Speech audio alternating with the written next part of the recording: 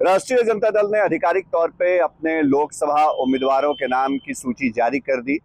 तेजस्वी यादव ने जिन चेहरों पर दांव लगाया है और जिन चेहरों के बूते वो एनडीए को बिहार में, मतलब बीजेपी को बिहार में चौंकाने का दावा कर रहे हैं, आखिर वो चेहरे कौन हैं, उनका जातीय समीकरण क्या है, उम्मीदवारों में किन किन जातियों को और किन किन वर्गों को ज़्यादा तरजीह दी गई, और कौन से वो चेहरे हैं जो पुराने हैं और कौन नए चेहरे हैं, इसको थोड़ा समझने और समझाने की कोशिश हम करने जा रहे हैं।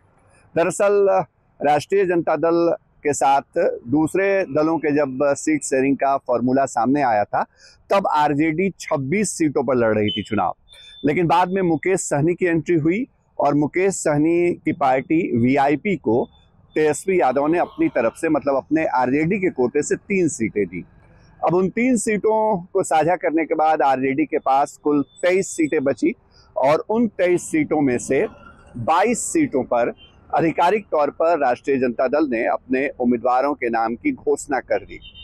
ये 22 उम्मीदवार जो हैं उसमें कई पुराने चेहरे हैं और कई नए चेहरे भी हैं। 22 सीटों में सीवान की सीट शामिल नहीं है, जो कभी मोहम्मद शहाबुद्दीन की सीट हुआ करती थी, और ये माना जा रहा है कि इस बार उनकी पत्नी हिना शहाब यहाँ से निर्दलीय मैदान में होंगी और वो समीकरण बिगाड़ सकती हैं। तमाम दलों का राष्ट्रीय जनता दल के लिए परेशानी हो सकती है, इसलिए शायद अभी तेजस्वी यादव वहां पर वेट एंड वॉच की स्थिति में है। सिवान में आधिकारिक तौर पे उम्मीदवार की घोषणा नहीं की गई है। हालांकि चर्चा ये है कि बिहार विधानसभा के पूर्व अध्यक्ष अवध बिहारी चौधरी वहां से चुनाव मैदान में उतर सकते हैं। लेकिन जो 22 उम्मीदवार तेजस्वी यादव की तरफ से राष्ट्रीय जनता दल के उतारे गए हैं मैदान में, उन 22 उम्मीदवारों में जो ज्यादातर चेहरे हैं वो नए हैं। मतलब 13 नए चेहरों के ऊपर पार्टी ने दांव लगाया है। ये वो चेहरे हैं जिन्होंने पहले कभी लोकसभा का चुनाव नहीं लड़ा, लेकिन कई विधायक शामिल हैं जो लोकसभा के उम्मीदवार बनाए गए हैं। कुल 7 ऐसे विधायक हैं जिनको पार्टी ने मौका दिया है इस बार लोकसभा चुनाव लड़ने का, और उनके पास विकल्प है कि वो चुनाव जीतें और संसद के सदस्य बन जाएं। इसमें सबसे पहला नाम अगर शामिल है तो सुधाकर सिंह का है। सुधाकर सिंह पूर्व मंत्री भी रहे बिहार में जब महागठबंधन की सरकार थी। पार्टी के प्रदेश अध्यक्ष, मतलब आरजेडी के प्रदेश अध्यक्ष जगदानंद सिंह के बेटे हैं। बक्सर से उनको उम्मीदवार बनाया गया है, तो पहला नाम उनका है। सुरेंद्र प्रसाद यादव जहानाबाद से उम्मीदवार बनाए गए हैं। कुमार सर्वजीत, उनकी सीट गया है, वो नामांकन कर चुके हैं। 19 अप्रैल को वहां पहले चरण में मतदान है। वो भी विधायक हैं बोधगया से और वो मैदान में हैं। इसके अलावा चंद्रहास चौपाल उम्मीदवार बनाए गए हैं। साथ ही साथ शाहनवाज आलम जो मोहम्मद तस्लीमुद्दीन के बेटे हैं, उनको अररिया से पार्टी ने मैदान में उतारा है। इसी तरह दूसरे विधायक भी हैं जिनको मौका दिया है इस बार तेजस्वी यादव ने संसद पहुंचने का, उनको लोकसभा उम्मीदवार बना करके।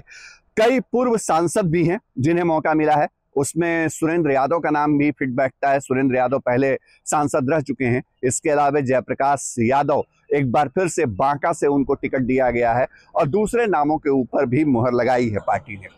अगर जातीय समीकरण, जो सामाजिक समीकरण है बिहार में, क्योंकि बिहार में जब राजनीति की बात होती है और चुनावी राजनीति की, तो इस पर चर्चा यही होती है कि कास्ट फैक्टर क्या है। तो उस कास्ट फैक्टर पर जोड़ करें या उस पर नजर डालें आरजेडी के 22 उम्मीदवारों के ऊपर, तो बहुत दिलचस्प बात देखने को मिलती है। दरअसल तेजस्वी यादव ने, आरजेडी ने जिन उम्मीदवारों के नाम की घोषणा की है, उसमें MY का जो पुराना समीकरण है राष्ट्रीय जनता दल का, वो फिट नहीं बैठता है। मतलब MY वाली बात नहीं दिखती है जो पहले के दौर में हम देखते थे कि यादव और मुस्लिम और यादव, जिसे MY लालू यादव कहा करते थे, उससे आगे निकल के तेजस्वी A to Z की बात कर रहे थे पिछले विधानसभा चुनाव में। और उन्होंने इस बार भी जब शुरुआती दौर में उम्मीदवारों के नाम की घोषणा की, उनको सिंबल दिया, तो औरंगाबाद और नवादा सीट पे जब उन्होंने कुशवाहा उम्मीदवारों के ऊपर दांव लगाया, तो ये बात सामने आ गई थी कि इस बार तेजस्वी यादव एनडीए का जो समीकरण है उम्मीदवारों का, उसको गड़बड़ करने वाले हैं। और इसीलिए वो कहते भी हैं कि वो चौंकाएंगे अपने नतीजों से।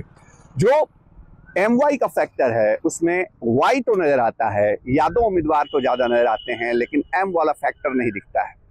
तेजस्वी यादव ने 22 में से कुल 8 उम्मीदवार जो हैं वो यादव जाति से उतारे हैं, जिसमें खुद लालू यादव के परिवार से मीसा भारती, रोहिणी आचार्य हैं। मीसा भारती एक बार फिर पाटलिपुत्र से चुनाव मैदान में है। और जो रोहिणी आचार्य हैं वो सारण सीट से हैं। ये भी लालू परिवार की एक परंपरागत सीट मानी जाती है। इसी तरह ललित यादव को उम्मीदवार बनाया गया है। सुरेंद्र प्रसाद यादव जहानाबाद से उम्मीदवार हैं। तो कुल 8 उम्मीदवारों को मौका दिया है, लेकिन 8 उम्मीदवारों के अलावा 3 कुशवाहा बिरादरी के उम्मीदवार हैं, जिसको बिहार में कोयरी कहा जाता है। जो लौकुश का समीकरण रहा है नीतीश कुमार का, उसको कहीं ना कहीं साधने की कोशिश है। और चुनौती सीधे सीधे कुशवाहा उम्मीदवारों के जरिए बीजेपी के प्रदेश अध्यक्ष और डिप्टी सीएम सम्राट चौधरी को दी जा रही है, क्योंकि सम्राट चौधरी भी उसी कुशवाहा बिरादरी से आते हैं। उपेंद्र कुशवाहा के लिए भी चुनौती है, क्योंकि राष्ट्रीय लोक मोर्चा के अध्यक्ष और काराकाट से चुनाव लड़ रहे उपेंद्र कुशवाहा भी उसी कोयरी और कुशवाहा समाज से आते हैं, जिस पर तेजस्वी यादव ने भरोसा किया है। तेजस्वी यादव ने 3 उम्मीदवार दिए हैं। अभय कुशवाहा औरंगाबाद से उम्मीदवार हैं, दूसरे उम्मीदवार श्रवण कुशवाहा हैं जो नवादा से हैं, और तीसरे उम्मीदवार आलोक मेहता हैं जो पूर्व मंत्री हैं, मौजूदा विधायक भी हैं, और उजियारपुर से वो नित्यानंद राय के खिलाफ चुनाव लड़ने जा रहे हैं। इसके अलावा अगर बात करें दूसरे वर्गों की, तो पिछड़ा समाज जो है, मतलब जिसमें यादव हैं, जिसमें जो कुशवाहा बिरादरी हैं, और एक उम्मीदवार जो है वैश्य समुदाय से हैं, शिवहर से ऋतु जायसवाल महिला उम्मीदवार हैं, और उनको उम्मीदवार बनाया गया है। तो ये समीकरण पूरा जो है वो ये बताता है कि अति पिछड़ा समाज से कितने लोगों को टिकट दिया गया है, उम्मीदवार बनाया गया है। ईबीसी सेक्टर से भी 3 उम्मीदवार उतारे गए हैं। चंद्रहास चौपाल उसमें शामिल हैं, एक गंगौत शामिल हैं, और एक और उम्मीदवार जो हैं वो अति पिछड़ा समाज से हैं। और अगर दलित समाज से बोलें तो उसमें भी 3 उम्मीदवारों की संख्या है जो अलग अलग सीटों से चुनाव मैदान में हैं। जो सवर्ण जाति के उम्मीदवारों की संख्या है वो 2 है, एक भूमिहार और एक राजपूत। राजपूत जाति से सुधाकर सिंह बक्सर से उम्मीदवार बनाए गए हैं जो पूर्व मंत्री हैं, और बाहुबली की छवि वाले मुन्ना शुक्ला जो भूमिहार जाति से आते हैं उनको वैशाली से उम्मीदवार बनाया गया है। तो सवर्णों के खाते में 2, और अगर मुस्लिम की आप बात करें तो वहां से 2 उस सेक्शन से उम्मीदवार बनाए गए हैं। मतलब MY में M के पाले में 2 सीटें ही आ रही हैं, 2 उम्मीदवार ही बनाए गए हैं। पहला नाम जो है वो बेहद पुराना है, अली अशरफ फातमी, इस बार मधुबनी से चुनाव मैदान में है। पहले JDU में थे, टिकट नहीं मिली, वो सीट चली गई बीजेपी के पाले में। तो जाहिर तौर पे अली अशरफ फातमी के पास कोई विकल्प नहीं था, और उन्होंने एक बार फिर घर वापसी की, RJD में आए, और अब उनको मधुबनी से उम्मीदवार बनाया गया। उसी तरह मोहम्मद तस्लीमुद्दीन जो सीमांचल के इलाके में जिनकी अपनी एक पैठ रही, पूर्व केंद्रीय मंत्री, उनके बेटे शाहनवाज को टिकट दिया गया है अररिया से। शाहनवाज AIMIM के विधायक के तौर पे 2020 में जीते थे, लेकिन बाद में अपने 5 विधायकों के साथ वो चले आए, मतलब 4 विधायक साथ में चले आए जो है वो RJD में। तो शाहनवाज मंत्री भी बने थे, और शाहनवाज को एक बार फिर से मौका दिया है। तो ये पूरा समीकरण है लालू परिवार के अंदर का समीकरण, जो जातीय समीकरण है वो। और इस जातीय समीकरण के जरिए क्या तेजस्वी यादव वाकई NDA की परेशानी बढ़ा रहे हैं? क्या ये उम्मीदवारों का समीकरण बीजेपी को परेशान करेगा बिहार में? तेजस्वी कम से कम यही दावा कर रहे हैं। क्या बीजेपी ने इसके लिए कोई खास रणनीति बनाई है? ये भी देखने वाली बात होगी। लेकिन लगातार हम आपको समझाते रहे हैं, बिहार में जो चुनावी गणित है, जो उम्मीदवारों का समीकरण है, जातीय समीकरण और बाकी चीजें, वो किस तरफ जा रही हैं और क्या क्या दांव खेले जा रहे हैं बिहार की सियासत में, ये समझने और समझाने की हम कोशिश कर रहे हैं।